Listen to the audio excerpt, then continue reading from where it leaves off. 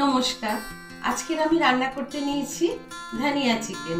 দেখুন শীতকাল তো পড়ে গিয়েছে, তার সাথে শীতকালীন সবজি চলে এসেছে, সাথে নিয়ে এসেছে প্রচুর পরিমাণে ধনেপাতা। এবারে আমরা তো সাধারণত চিকেনটা খাই আদা, পেঁয়াজ, রসুন, ঘি, গরম মশলা এসব দিয়ে। আজকের একটু ধনেপাতা, কাঁচা লঙ্কা, একটু রসুন দিয়ে আমি করতে চাইছি। দেখুন কিভাবে হয়, সাথে থাকুন আপনারা। আজকের উপকরণটা করতে আমার বিশেষ কিছু লাগবে না। আমার লাগবে ধনেপাতাটা, লাগবে ফ্রেশ ধনেপাতা, কিছুটা রসুন লাগবে, আর কাঁচা লঙ্কাগুলো লাগবে। আমি এই তিনটে একটু নুন দিয়ে বেটে নেব। অতি সাধারণভাবেই করব, কিন্তু স্বাদটা কিন্তু একটু উন্নত মানেরই হবে আশা করি। তারপরে একটু তো চিকেন লাগবেই। দেখুন চিকেন নিয়েছি কিছুটা এটার সাথে। আর আমি হলুদ দেব না, দিলে আমার সবুজ রংটা নষ্ট হয়ে যাবে। সেই জন্য আমি, যাতে গ্রিন থাকে পুরোপুরি, সেই জন্য আমি হলুদ দিচ্ছি না। এই ধনেপাতাটা, কাঁচা লঙ্কা, রসুন দিয়ে আমি বেটে নিয়েছি।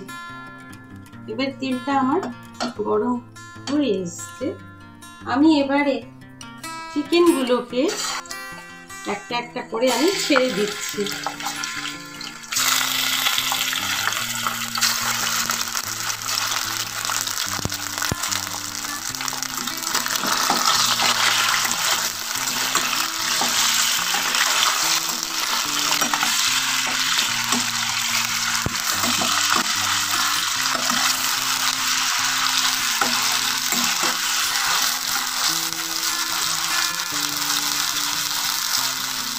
এবারে আমি কিছুটা নুন দিয়ে দেবো।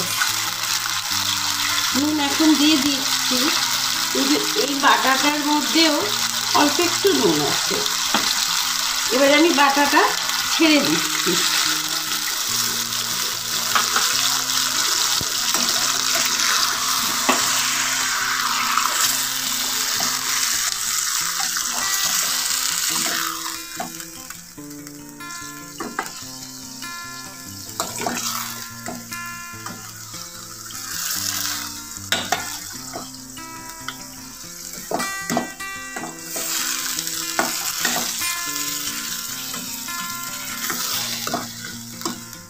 আমার চিকেনটা কিন্তু প্রায় সেদ্ধ হয়ে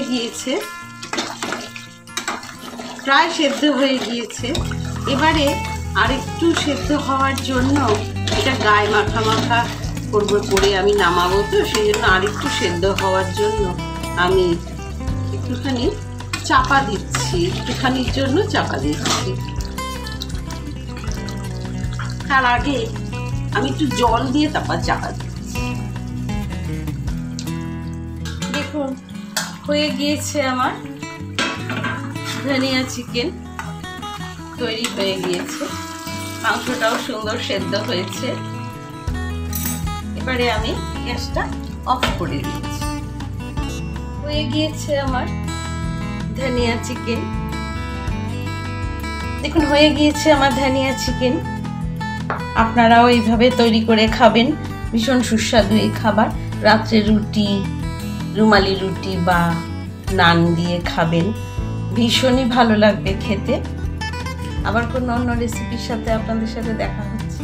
আপনারা একটা কমেন্ট করে আমাকে জানাবেন আমার রান্নাটা কেমন হয়েছে। আপনাদের এই সহযোগিতা আমাকে অত্যন্ত উৎসাহিত করে নানা রকম রান্না করবার জন্য। ভালো থাকবেন, সুস্থ থাকবেন।